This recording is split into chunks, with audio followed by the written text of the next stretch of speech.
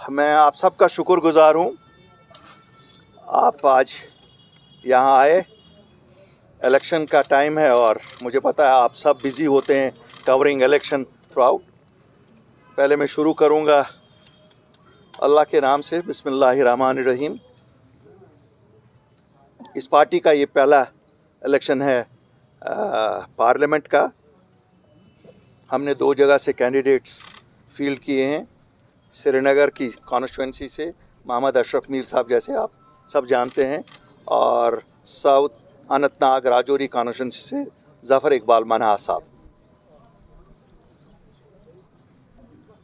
North में कश्मीर में हमने कैंडिडेट फील्ड नहीं किया है और मुझे आज खुशी होती है कहते हुए कि we will be extending support to People's Conference led by Sajad Gani Lone in the north.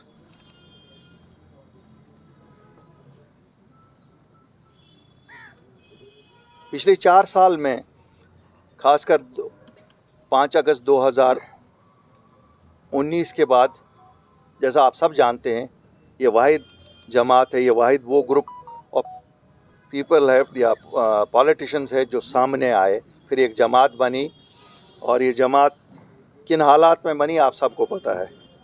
हमने 4 साल में पीछे की तरफ नहीं देखा। लोगों ने पहले तो बहुत कुछ सुनाया, लेकिन बाद में इतना मोहब्बत दिया कि आज अगर आप देख रहे हैं कि एक पॉलिटिकल फोर्स अगर इमर्ज हुआ, वो लोगों की मदद से इमर्ज हुआ। और शायद ये जितने साथी आप देख रहे हैं, ये जितने लोग आप यहाँ देख रहे हैं, ये 18 कॉन्स्टिट्यूंसियाँ नॉर्थ की हैं। सब 18 कॉन्स्टिट्यूंसियाँ नॉर्थ की हैं, जिनके ये कॉन्स्टिट्यूंसी हेड्स हैं वहाँ के। तो लोगों के प्यार और हमारी मेहनत, इन सब लोगों की मेहनत से आज शायद पॉलिटिकल पार्टियों को लगता है कि इनका सपोर्ट भी ज़रूरी है। मैं इसका श्रेय लोगों को देता हूं और इन अपने साथियों को देता हूं, जिनकी वजह से हमारी एक पहचान लोगों में बनी है। चाहे शहर श्रीनगर कॉन्स्टिट्यूंसी श्रीनगर हो, साउथ हो, या राजौरी हो, या पुंछ हो, या जम्मू हो। मैं लोगों से दरख्वास्त करना चाहता हूं, क्योंकि आप आज यहाँ हैं, एक बदलाव लाने की ज़रूरत है। एक जो सियासत यहाँ रिवायती सियासत रही है, जो इमोशंस की सियासत रही है, मैं मानता हूँ हम सभी शायद कहीं ना कहीं ज़िम्मेवार हैं।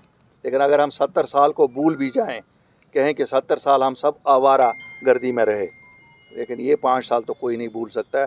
5 अगस्त 2019 के बाद कोई भी जम्मू कश्मीर का वासी नहीं भूल सकता है कि जो सियासी लीडरान थे उनका रोल क्या रहा।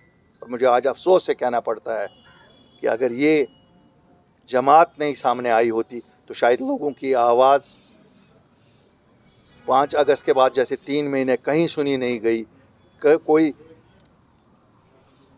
किसी का पता नहीं था कहाँ कौन है, शायद आज तक लोग इंतज़ार में ही होते। मैं इस मौके पे लोगों को मुबारकबादी देना चाहता हूँ कि आप में से ही, आपके ही लोग निकले और जो हुकूमत हिंद ने 5 अगस्त 2019 को फ़ैसला लिया 370 हटाने का, जिसमें सबसे बड़ा असर हमारे लोगों नौजवानों पे पड़ रहा था कि जम्मू कश्मीर की नौकरियां, क्योंकि गिनी चुनी सरकारी, यहाँ प्राइवेट सेक्टर तो है नहीं, वो भी हमें पूरे हिंदुस्तान के साथ शेयर करनी थी। हमारी ज़मीनों का मसला था कि यहाँ जम्मू कश्मीर की ज़मीनें कोई नहीं खरीद सकता था। हमें एक अपनी कल्चरल आइडेंटिटी थी, रीजनल आइडेंटिटी थी, तो उसका भी ख़तरा था। मैं इन साथियों को मुबारकबादी देता हूँ और जम्मू कश्मीर के लोगों को मुबारकबादी देता हूँ। हम जब गए, दिन के उजाले में वज़ीर आज़म हिंद से मिले, होम मिनिस्टर से मिले। हम इस चीज़ से नहीं डरे कि हमें क्यों जाना है, हमें क्यों मिलना है। हम भी क्लैंडस्टाइनली मिलना का डिसाइड कर सकते थे, लेकिन चूंकि हमें लोगों के मसले थे, अपना कुछ लाना नहीं था।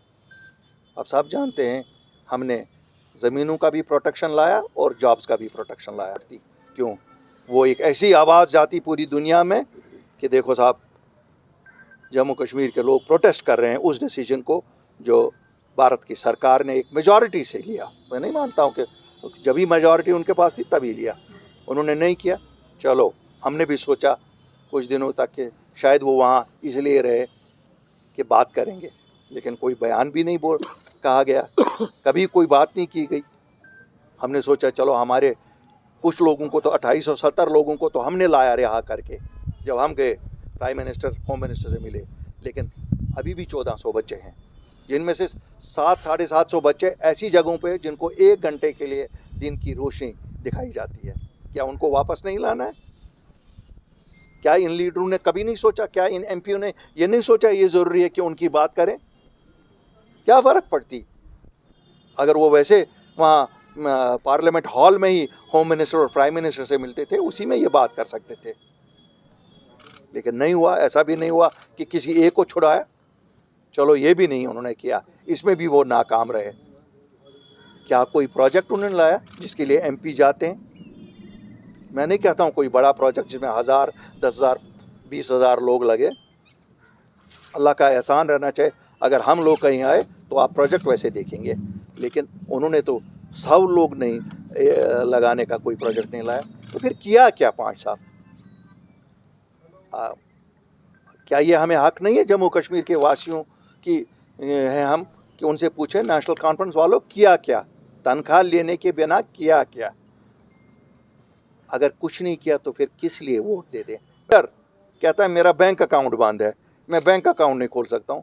भैया मेरे तो 1400 बच्चे रिहा होने, मेरे तो 37,000 वेरिफिकेशनें पेंडिंग है, मेरी तो 5,500 उन बच्चों की वेरिफिकेशनें पेंडिंग है जिनको नौकरियाँ कंपटीशन से मिली है, मेरी तो स्टेटहुड अभी बाकी है, मेरा तो एस्पा उठना है, मेरे तो कितनी चीज़ें बाकी है।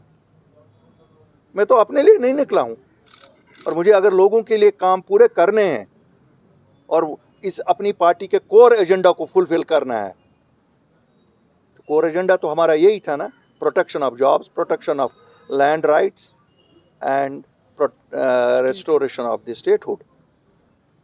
तो मैं सपोर्ट चाहता हूँ अपने लोगों का इन मकासद को पूरा करने के लिए, और इन मकासद को अगर कोई और भी पूरा कर सकता है उसको हम सपोर्ट देंगे।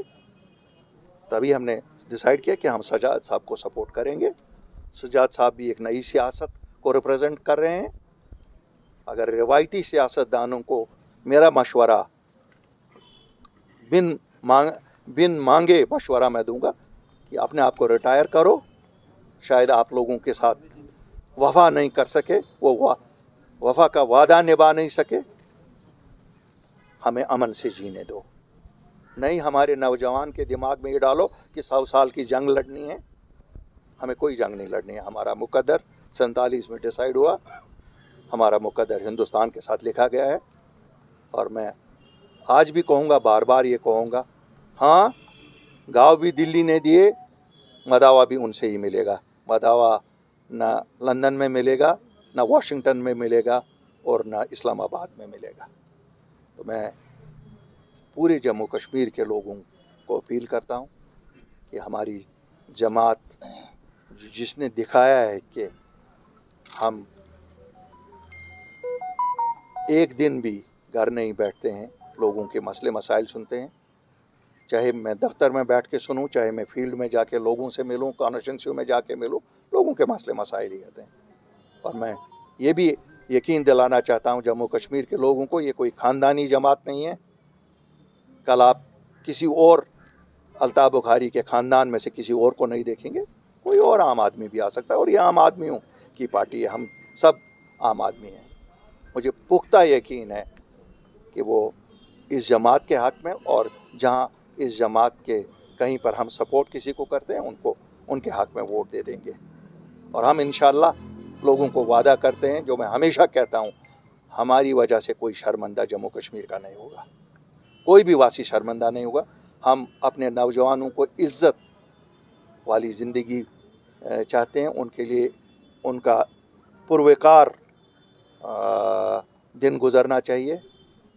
47 से 77 साल हो गए, क्या आज भी हमें हिंदू मुस्लिम पर सियासत करनी है? ये मैं इसलिए पूछ रहा हूँ, तो कल प्राइम मिनिस्टर का स्टेटमेंट आया था कि आज भी अगर इंडियन अलायंस को वोट दिया जाएगा, इसका मतलब है जो मौसिज़म है उसको स्ट्रॉन्ग करना, जिसका नतीजा ये होगा कि मुस्लिम पॉपुलेशन का जो एक अपर होल्ड होगा। बनूंगा, आई विल रिप्लाई।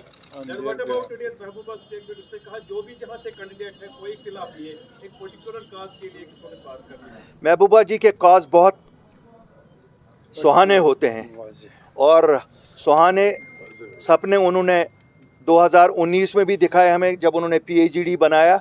मैं शायद जवाब नहीं देना चाहता था क्यों, बहन है हमारी, लेकिन वो PhD को तोड़ने वाली भी वही हैं। एक लास्ट होप जम्मू कश्मीर के लोगों को हुई थी, शायद PhD कोई वफा करे। बेवफा लोगों से वफा की तवक्का ना रखिए, आपको भी कहता हूँ। अल्ताफ साहब, यहाँ पे बहुत सारे लीडर्स हैं अपनी पार्टी के, आपके साथ मौजूद हैं। उस्मान मजीद साहब मौजूद हैं। उस्मान साहब का डिस्ट्रिक्ट प्रेसिडेंट भी यहीं है। कहाँ हैं डिस्ट्रिक्ट प्रेसिडेंट साहब? बांडीपोरा के। उस्मान साहब की तबीयत कल शाम को ख़राब थी और आप जो चाहते हैं वो नहीं है। आप जो चाहते हैं वो नहीं है। वो सुनिए, वो मैं आपको बताऊंगा। That is the democracy in this party. That is the democracy in this party.